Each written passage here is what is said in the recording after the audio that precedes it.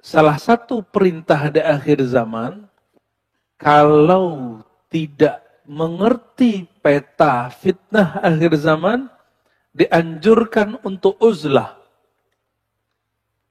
ke gunung-gunung, ke hutan-hutan, supaya tidak terkena kekacauan akhir zaman. Berapa lama iktikaf atau khalwat itu? Tadi saya nyebutnya berapa? 40 hari. Ditulis pada sini. Sebenarnya la hadda indal qaum. Ulama-ulama ahli zikir tidak pernah membatasinya. Namun idealnya 40 hari. Seperti Sayyidina Musa. Sebenarnya juga khalwatnya Sayyidina Musa tidaklah 40 hari. Hanya 30 hari. Tapi adab yang ada pada Sayyidina Musa, beliau nggak boleh siwak. Nggak boleh gosok gigi. Begitu di riwayatnya. Selesai berkalam-kalam dengan Allah, itu Nabi Musa nggak tahu makan apa enggak atau perlu 30 hari. Udah ma Allah aja. Tiba-tiba berhenti dialog dengan Allah, dia merasa mulutnya bau. Maka dia ambil akar siwak, dia bersihkan. Berarti dia masih sibuk kepada selain Allah. Maka turunlah Sayyidina Jibril bawa perintah dari Allah. Hai Musa, sempurnakan 10 hari lagi. Jadi para nabi itu dulu kalau melanggar adab, itu tambah itikaf 10 hari, satu adab. Itu nabi dahulu Pak. Kalau ulama sekarang zamannya rukhsah. Bener, mau dirukhsah ya. Tapi masih ada kiai kita yang ketat. Ya, di Banten ada Abu Yamun Fasir ya. Itu kalau datang cuma minum air putih. Berapa hari? 14 hari. Ajib. Itu beliau orang lama hidup di zaman modern. Gitu-gitu. Paham gak maksudnya? Itu orang harusnya hidupnya di zaman sebelum Nabi Muhammad. Tapi adanya sekarang, Pak. Itu yang disebut salaf beneran tuh. Ya. Orang salaf tuh begitu. Ini salaf, giliran ini itu bid'ah. Ya, kerja bakti bid'ah. Makan-makan bareng-bareng gak bid'ah. Itu beliau minum air aja Pak santrinya. Dan santrinya gak kabur tuh. Mereka dengan senang hati melakukan puasa, riyadhah, membuang hajat kepada makan dan minum. Hidup-hidup aja tuh beliau malah sehat ya. Lebih sehat dari kita yang makan. Jauh lebih sehat dari ente tuh badannya tuh.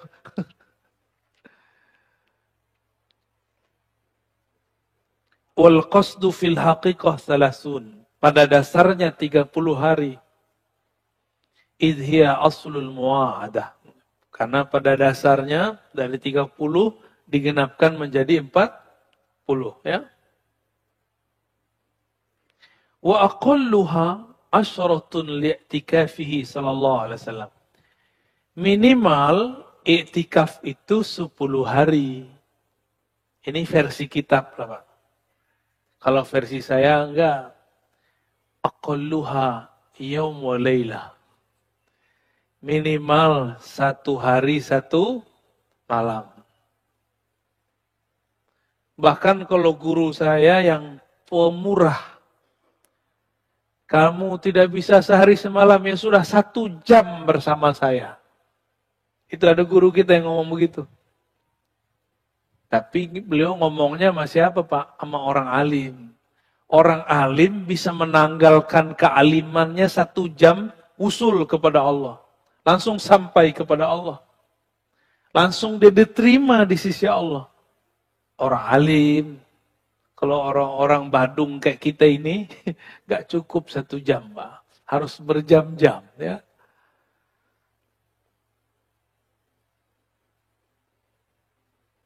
Apa tujuannya? Tathhirul qalbi min adnasil mulabasah. Membersihkan kolbu dari kotoran yang disebabkan jika kita bergaul banyak dengan orang. Kita ini dua aja, mempengaruhi, dipengaruhi. Benar gak? Antum nih, kalau enggak kita yang rame, kita diramain orang. Khalwat itu gunanya supaya mensterilkan kolbu dari kita jadi penyebab orang lain kena noda-noda akhlak. Itu lebih kurang. Wa ifradul qalbi li dzikrin wahidin. Lalu, ini yang tidak ada pada itikaf zaman now. Zaman now itu, lagi-lagi saya katakan, karena yang nyeting itikafnya, yang buat kurikulum itikafnya tidak pernah itikaf yang bersambung sanad itikafnya dari Rasulullah. Jadi itikaf itu ada ijazahnya dari Rasulullah kepada sahabat terus sampai kepada mursyid zaman sekarang. Tiba-tiba ada ustadz pengurus masjid buat itikaf. Lah sanadnya dari mana? Akhirnya buat-buat ala-alaan tadi. Padahal kalau itikaf tidak hanya kemudian meninggalkan kesibukan duniawi, tapi ada tambahannya. Ifradul qalbi li zikrin wahid. Menkhususkan kolbu membaca satu zikir. Makanya kami dulu, saya alhamdulillah dapat izin dari Allah Subhanahu wa taala di masa masih muda. Sangat muda sekali. Sekarang juga masih muda, Pak. Mudah-mudahan. Sekitar umur 13 tahun kita itikaf cuma ngamalin zikir Allah. Allah. Allah. Itu aja yang saya amalkan. Sekitar 40 hari kita cuma zikir Allah. Allah. Nikmatnya bukan main. Ya. Itulah saya merasakan sholat itu nikmat, baca Quran itu setelah 40 hari nikmat. Selama 40 hari saya cuma boleh baca Quran, baca ba'da asar sebelum maghrib. Aslinya pun dilarang kalau bukan orang santri. Karena kita santri diizinkan. Supaya fokus. Karena nanti setelah itu juga ada namanya khalwat Quran. Khusus Quran aja. Sebelum khalwat Quran, berkhalwatlah dengan yang menurunkan Al-Quran. Maka akan terasa syahdu kalau baca Quran. Benar, setelah 40 hari kita baca Al-Fatihah. Belum selesai satu ayat, sudah terisak-isak. Lanjut satu ayat, bertambah rindu kepada Allah Subhanahu wa ta'ala. Karena bertemulah zikir lisan dan zikir kolbu. Jika dia bertemu, terjadilah kerinduan yang mendalam. Bergetarlah kolbu. Kenapa kita ini baca Quran gak bergetar? Karena baca Quran pakai nafsu. Pengen tamat satu hari, satu juz. Itu namanya pakai nafsu. Boleh begitu, tapi ada tekniknya. Ulama kita dulu ada tekniknya, fami bisyaukin. Ya, yang ngerti, yang pernah nyantri itu paham maksud saya itu. Fami bisyaukin itu sekitar 7 hari khatam, seminggu khatam, khatam Quran. Fami, fa al-fatihah. Mim, Al-Ma'idah. Dari surah Al-Fatihah sampai Al-Ma'idah. Berapa juz tuh? 4 atau 5 ya? 4,5 lah ya. Itu ada tekniknya. Dan kita pun dapat sanadnya itu.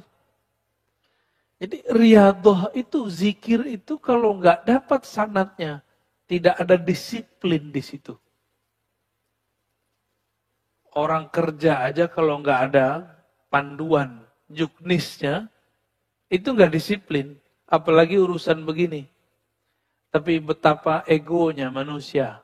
Giliran urusan agama, apa kata dia? Saya juga bisa sendiri kok. Juga bisa tanpa guru kok. Itu namanya sombong. Imam Ghazali untuk zikir begini, itu ngaji dulu kepada Imam Abu Ali Al-Farmadi. Sebelum ketemu, Imam Abu Ali Al-Farmadi berguru ke imam-imam yang lain. Imam Abu Al-Farmadi berguru kepada Imam Kushairi, pengarang kitab Ar-Risalah Kushairiyah. Imam Kushairi sering tahan-tahan penjelasan. Maka Abu Ali Al-Farmadi minta izin. Wahai Tuhan, izinkan aku ngaji kepada kawan engkau yang di luar kota. Namanya Abul Qasim Al-Kharkani. Maka dia pindah ke sana. Semua masalah batin dia diselesaikan oleh Imam Al-Kharkani. Abu Ali Al-Farmadi ulama besar. Karena dia besar, muridnya juga ulama besar. Imam Abu Hamid Al-Ghazali. Jadi orang, Pak. Jadi orang tuh Imam Ghazali. Karena berkah yang mendidik dia orang besar. Kita yang didik diri kita sendiri. Kita belum tentu wali. Akhirnya nggak jelas. Ya. Apa kata beliau?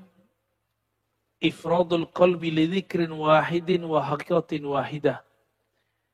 Melatih kolbu berzikir dengan satu zikir, satu kalimah. La ilaha illallah saja, Allah Allah atau Rahman Rahim, Rahman Rahim, Rahman Rahim, atau salawat aja. Ini tergantung dari gurunya. Tergantung dari gurunya.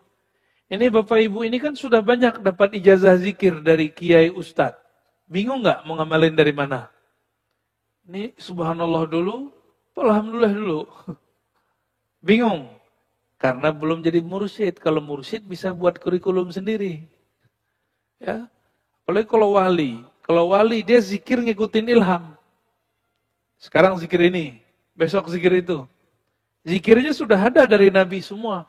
Tapi mana yang akan kita pilih? Itu kalau wali dia sudah tahu mana jalannya kepada Allah Subhanahu wa Ta'ala. Tapi wali jadi wali karena dia berguru kepada wali Allah Subhanahu wa Ta'ala. Kita kan baru wali murid, Pak. Ya, sama wali PA. Jadi nggak usah sok-sokan kemudian melatih diri sendiri. Mesti berguru. Apa kata beliau? Walakinnaha bila syaikhin mukhattarah. Kalau engkau tidak punya mursyid, guru, mentor, murabbi yang membimbing, ini sangatlah berbahaya. Makanya saya sering sindir di sini. Orang Betawi sudah punya nabi. Namanya Ahmad Musodek. Itu Ahmad Musodek baca kitab tentang khalwat. Diamalkan di Gunung Salak. Gunung Salak itu mengajib, Pak. Gunung Salaka. Salaka itu kalau bahasa santri itu artinya suluk. Cocok logi. Dan memang itu cocok untuk khalwat, Gunung Salak itu. Namun kalau tidak ada yang membimbing, ya ujung-ujung begitu. Dapat naik pangkat dia. Dari orang biasa jadi nabi. Itulah nabi ke-26 di Indonesia ya. Masya Allah. Walaha futuhun azim, wa qad la tasihhu bi aqwam, falya'tabir kullu ahadin biha halah. Khalwat itu, riyadhah khalwat itu ada futuh azim. Ada penyingkapan yang luar biasa kalau dilakukan. Ini ilustrasi. Santri belajar atau siswa belajar di rumah sama di sekolah. Beda nggak? Sekolah itu sama seperti khalwat. Ada kurikulumnya, ada gurunya. Lebih cepat biasanya anak itu faham di pesantren daripada di rumah. Makanya sampai sekarang kiai-kiai faham. Akhirnya dibuatlah pesantren menjadi tempat isolasi. Maksudnya apa? Jadi anak-anak nggak usah belajar di rumah, isolasikan di pesantren. Maka Bapak Ibu nggak usah sok-sok protokoler. Kalau anaknya pesantren, mas biarin aja di situ. Karena di pesantren tuh aman. Jangan sok-sok. Ntar tukang dapurnya gimana? Ntar ininya gimana? Udah itu beres sudah. Ya. Kita yang ngomong begitu, kadang kita lebih tidak protokoler daripada orang-orang di pesantren. Di pesantren udah mereka kuat disiplinnya, kuat juga doanya. Ya. Ada satu majelis, orangnya dempet-dempet terus Pak. Waktu pandemi lagi kenceng, itu majelisnya jalan terus. Amalannya cuma rotibul haddad, rotibul attas. Dan tidak ada satupun majelis, orang majelis kena corona. Tapi ketika majelisnya diliburkan, anggota majelis pada liburan. Pulang-pulang dari liburan menjadi LC, lulusan COVID. Itu kejadian, karena kekuatan zikir. Ketika dia keluar, dia tidak dijaga lagi di zikir. Satu zikir ada malaikat penjaganya. Malaikatnya bukan satu dua. Malaikat itu per huruf. Bismillahirrahmanirrahim. Itu malaikatnya paling banyak tuh. Maka di Rotibul Atas, Bismillahirrahmanirrahim dibaca 11 kali. Bismillahirrahmanirrahim, Bismillahirrahmanirrahim, Bismillahirrahmanirrahim, Bismillahirrahmanirrahim. Ya? Karena di situ ada asrar yang luar biasa. Cuma kita kan nggak ngerti, main baca-baca aja ya. Akhirnya nggak punya adab lagi baca, padahal malaikat lagi hadir. Ini majelis begini aja malaikat banyak hadir Pak. Maka malu sama malaikat ya. Jaga-jaga adabnya. Jangan ingat-ingat duniawi di sini ya. Waqad la tasihhu biaqwamin. Namun ingat-ingat, khalwat itu tidak cocok untuk sekelompok orang. Contoh, pemimpin sama guru sama karyawan, cocok nggak? Pegawai PNS, cocok nggak? Kecuali dia dapat cuti. Pemimpin kalau berkhalwat, hancur nggak negeri?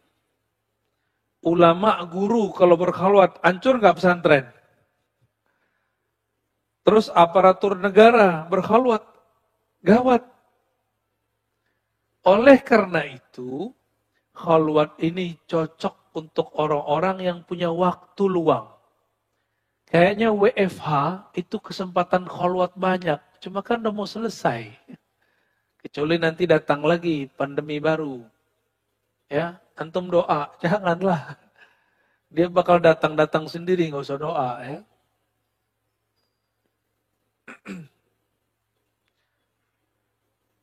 Jadi kalau ada mursyid nih, dia punya murid seorang raja, seorang pejabat.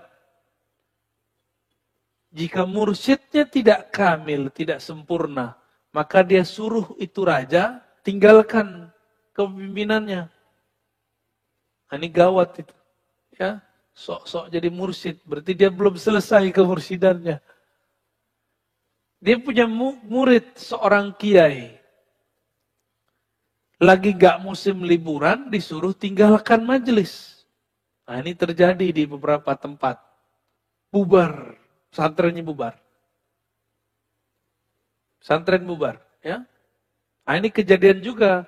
Ini di Thorikot. Begitu saja terjadi di jemaah tabligh, Pak. Ya. Di jemaah tabligh yang saya tahu, tidak boleh mentaskil mengajak khuruj. Kiai, syekh, mu'alim, mursyid, dan pengarang kitab.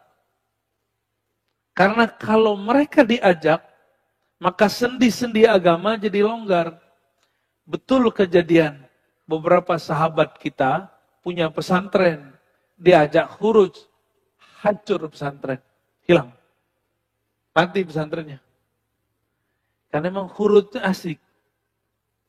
Khuruj itu Kita dari sini pindah lagi, pindah lagi. Jadi pengalaman kita ganti-ganti terus. Kalau di pesantren, bosen Pak ngeliat santri. Oh, dia lagi, dia lagi, dia lagi. Tapi betapa kiai-kiai itu sabar. Kadang udah begitu masih dibentak sama orang tua santri. Ini tidak termasuk santri saya. Kalau naruh anaknya di pesantren, terlalu kritis sama kiai. Terlalu banyak maunya di pesantren. Udah Pak, kalau punya anak taruh pesantren, taruh aja udah. Terserah Pak Kiai. Yang penting didik anak saya. Anak saya sekarang anak Pak Kiai. Mau dijewer mau diapain, biarin. Kalau anak ngadu, saya dijewer sama Ustadz. Kita jewer ulang Pak. Kamu nanti lapor lagi, saya jewer ulang. Gitu seharusnya. Begitu saya dulu dididik. Ya. Kita lapor sama bapak, habis dipukul sama guru. Guru saya itu guru bapak saya juga. Habis dipukul dipukul ulang. Besok kau lapor lagi, awas. Gak ada lagi Pak, kita lapor-lapor. Itu baru baca Quran kami itu. Belajar Quran aja begitu. Kalau sekarang gimana? Gurunya digebukin sama wali santri. Antum hati-hati, guru itu makomnya wali am, wali umum. Dia kekasih Allah. Sakiti mereka, tunggu kualat hidup antum seumur hidup. Apalagi kalau dia punya sir, dia wali khusus di sisi Allah. Sakiti mereka, tunggu celaka aja kita ya. Ini bukan nakut-nakutin, emang menakutkan. Imam Bukhari itu guru. Diundang oleh Raja Ahmad bin Khalid untuk private anaknya di istana. Imam Bukhari untuk dapat satu hadis dia tempuh ribuan kilo. Maka khusus untuk ngaji hadis kata Imam Bukhari, jika anakmu wahai raja ingin jadi orang alim, suruh serahkan dia ke sini. Jangan aku yang ke sana. Tersinggung rajanya. Maka dia sakiti Imam Bukhari. Akhirnya Imam Bukhari terpaksa keluar dari kota kelahirannya Bukhara. Dikejar-kejar oleh askar. Dikejar-kejar terus. Sampailah beliau kemudian di kota Samarkand. Karena Samarkand ini agak rame, susah mencari Bukhari. Tapi beliau sudah capek, kelelahan. Malam-malam beliau berdoa, ya Rob, jika mati lebih baik bagiku, jemputlah aku malam ini juga. Jika hidup lebih baik bagiku, panjangkan umurku. Tapi ya Allah, aku rindu kepada Rasulmu. Aku rindu kepada Engkau. Maka jemputlah aku malam ini juga. Dia usap matanya, langsung jatuh badannya. Meninggal habis sholat. Malam itu juga dikuburkan. Supaya tidak ketahuan Imam Bukhari melarikan diri dari Bukhara. Apa yang terjadi pada Ahmad bin Khalid? Tidak sampai seminggu, cuma 3 hari, ada surat datang dari Baghdad. Dia mesti ketemu mahkamah. Hakimnya saat itu langsung sultan atau rajanya, atau khalifah. Dia terbukti korupsi dan zalim, langsung dimasukin penjara, tidak sampai sebulan, mati terhina dalam penjara. Itu nyakitin ulama tuh. Ya. Kalau ulamanya beneran ya. Kalau ulamanya nggak beneran, nggak kualat-kualat.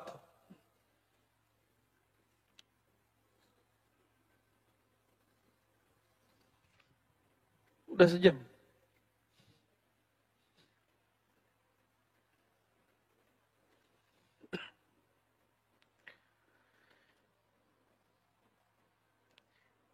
Oleh karena itu, berkhalwat itu inqita'anil bashar li fatratin mahdudah. Kata pengarang kitab ini, Syekh Abdul Qadir Isa Asy-Syadzili Al-Qadiri. Yaitu memutus hubungan dengan manusia meskipun dalam waktu tertentu saja. Wa tarkun lil a'mal ad-dunyawiyah li muddatin yasirah. Tidak usah khawatir, hanya meninggalkan aktivitas duniawi dalam beberapa saat saja. Ya.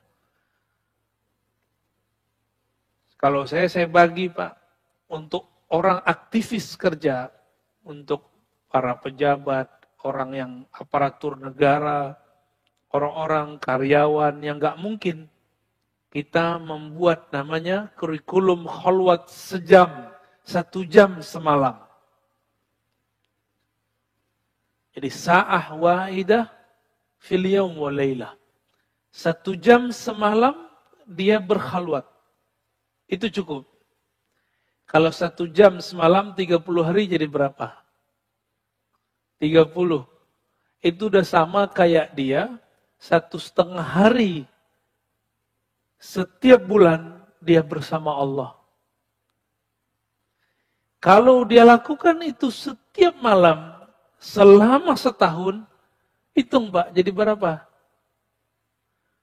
Ya. Tadi berapa? 30 kali 12 berapa? Ya, lumayan ya. Lumayan itu. Ditambah 10 hari. Gak dapat cuti 10 hari, 5 hari.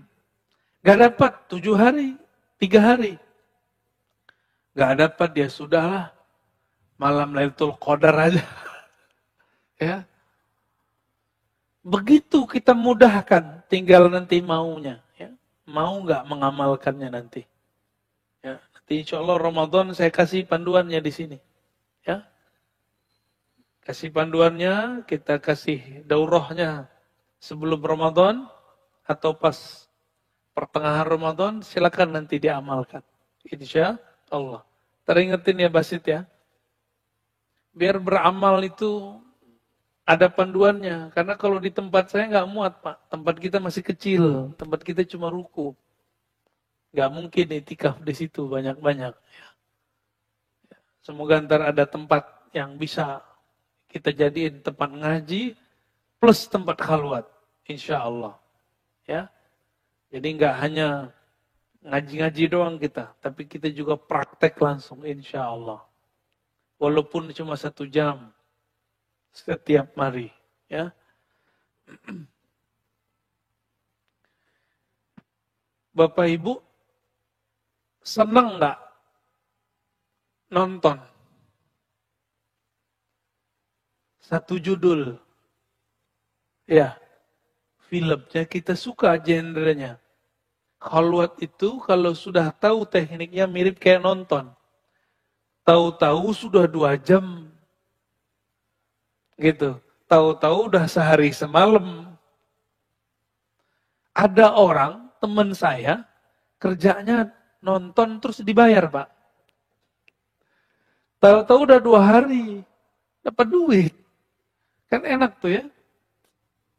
Tapi nggak usah khawatir. Kalau ini Bapak bukan lagi cari materi. Berzikir latihan untuk mengosongkan dunia dari kolbu. Karena kebahagiaan kita setiap kali kita mampu mengosongkan selain Allah dalam kolbu. Kolbu itu bahagianya cuma dengan Allah. Ala bidzikrillah tatmainnul qulub. Jika masuk selain Allah, dia kolbu gelisah. Masuk titik baru lagi, digelisah, bergelisah, begitulah terus. Maka setiap kali orang mampu mengeluarkan noda hitam di kolbunya, ini bahasanya agak vulgar, rasanya mirip seperti orgasme. Inilah yang bikin candu dalam riyadhah. Inilah bikin candu dalam khalwat. Inilah yang membuat ahli zikir tidak meninggalkan zikirnya. Yang membuat ahli khalwat tidak mau meninggalkan mihrabnya. Ya. Kalau orang tadi nggak mau lepasin nikahnya karena itu kan. Salah satunya, sama ini. Persis sama, bahkan lebih nikmat. Alazzu wa atam. Ya.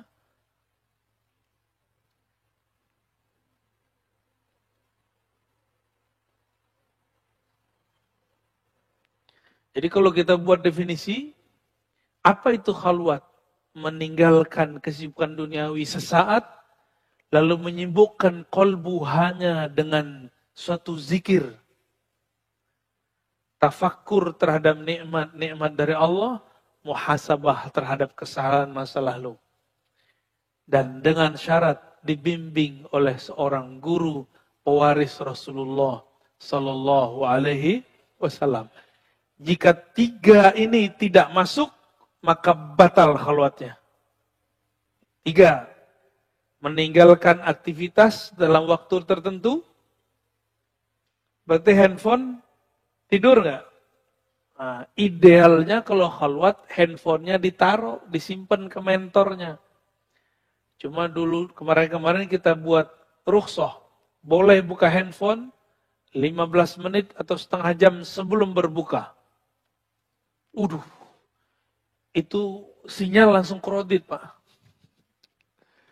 Tiba-tiba semuanya demam.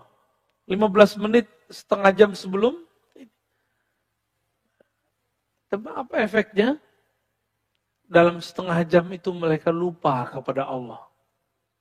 Tapi gimana lagi? Gak begitu, gak ada mau khalwat. Gak apa-apalah.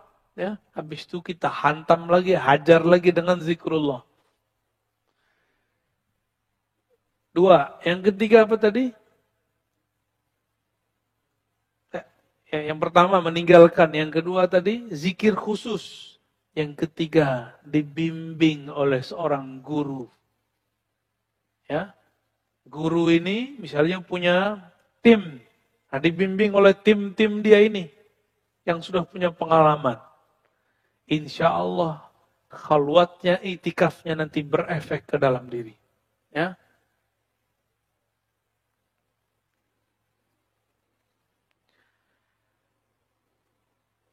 Kenapa mesti ada guru? Kalau kita ada was-was, nanti tinggal tanya kepada guru. Oh, ternyata orang kalau lagi khalwat, tidak semuanya mulus. Ada tipe-tipe orang yang dia khalwat, tapi pikirannya masih jalan. Di saat dia berkhalwat, apa yang terjadi? Was-was muncul. Jika was-was sudah muncul, ada yang sanggup melawannya, ada yang tidak sanggup. Ya. Disinilah terjadi, mohon maaf, kenapa ada orang khalwat tiba-tiba miring. Karena tidak dibimbing oleh guru. Ya. Nah, di dalam kitab ini, di halaman 199 dikatakan, was-was itu ada dua. Ma yu'lamu qat'an anallah ta'ala munazzahun anah. Was-was yang datang dari setan dan diketahui secara pasti. Apa itu? Jika was-wasnya tentang sesuatu yang bertentangan dengan akidah. Tiba-tiba ada bisikan. Allah dicipta dari apa? Allah tinggal di mana? Ya. Atau ada bisikan. Anallah, anallah, aku Allah, aku Allah. Itu pasti batil. Itu pasti batil. Ya. Siapa yang membisikkan itu? Syaitan. Maka disebutkan dalam surah Al-A'raf. Ya. Wa imma yanzaghannaka minasyaitani nazghun fasta'iz billah innahu sami'un alim. Jika ada tarik-tarikan daripada syaitan, maka berlindunglah kepada Allah. Ya.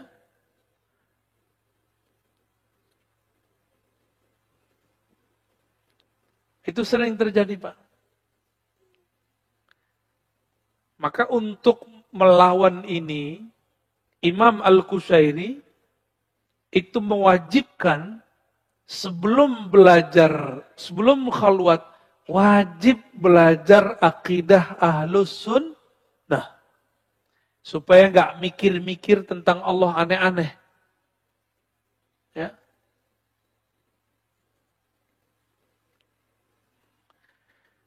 Lalu ada yang bukan was-was.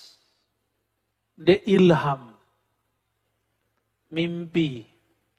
Ilham mimpinya barangkali mengganggu dia. Tapi tidak menyimpang. Nah, hal ini harus dilaporkan kepada mentornya. Mentornya harus lapor kepada gurunya. Nanti ketahuan itu ya. Teruskan ambil atau tidak. Jadi itu ada teknik-tekniknya. Beberapa murid kalau zikir, kadang-kadang dia halu. Yang datang setan, tapi nyerupai wali. Bisa Pak, wali masih bisa diserupain sama setan. Yang tidak bisa diserupain oleh setan, cuma Nabi Muhammad SAW. Wali punya korin nggak? Korinnya bisa datang. Tapi Bapak kalau tahu nama ruhaninya si wali, tinggal sebut namanya. Maka yang datang pasti dia, bukan korinnya. Maka saya tidak percaya dengan semua mimpi orang, atau pengalaman batin orang ketemu Syekh Abdul Qadir, Syekh Syazili, Syekh Ahmad bin Idris Al-Idrisi. Saya nggak langsung percaya. Ya. Nah ini ada pengalaman.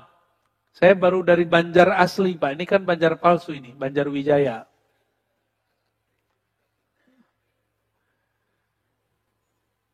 Alhamdulillah kita kalau datang ke suatu tempat, kita tabarruk, mau menjadi murid dari guru tempatan.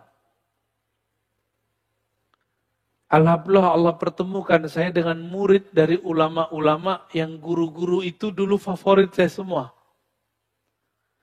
Di antaranya murid-murid Syekh Yasin Al-Fadani. Namanya Tuan Guru Wildan, ada di Martapura. Murid dari Abah sekumpul. Saya datang, ternyata sudah disiapkan ijazah semuanya. Padahal kita nggak request. Ijazah zikir, ijazah talqin, ijazah subhah, tasbih itu ada ijazahnya, Pak. Saya dapat beberapa dan dari beliau juga. Ijazah hadis dan kitab hadis. Itu kayak surprise bagi saya. Ketika udah selesai pengijazahan segala macam, ikram-ikramnya makan, saya kemudian cerita. Guru, di sana kiai dipanggil guru. Atau Pak Kiai kita panggil. Tuan Guru, sebenarnya saya dulu pernah bermimpi tahun 2013. Walaupun sudah terlambat. Bermimpi gurunya dari Tuan Guru. Namanya Syekh Muhammad Yasin Al-Fadani. Saya mimpi. Dalam mimpi itu saya minta ijazah zikir atau ijazah kitab-kitab hadis. Ternyata di alam mimpi pun Syekh Yasin tidak terima kalau orang cuma dapat ijazah dalam mimpi. Kalau ijazah mesti ketemu hidup. Padahal beliau sudah meninggal tuh. Ini wali ini kalau ketemu dalam mimpi, jika benar itu dia gak akan berubah dengan masa hidupnya. Gak mau. Kamu ambil dari murid-muridku. Akhirnya, saya bilang, Tayyib Maulana, baik Tuan Guru, saya akan belajar kepada murid-murid engkau. Saya sampaikan itu kepada Guru Wildan. Ya. Ternyata beliau ngomong ke salah satu muridnya yang khidmah kepada beliau.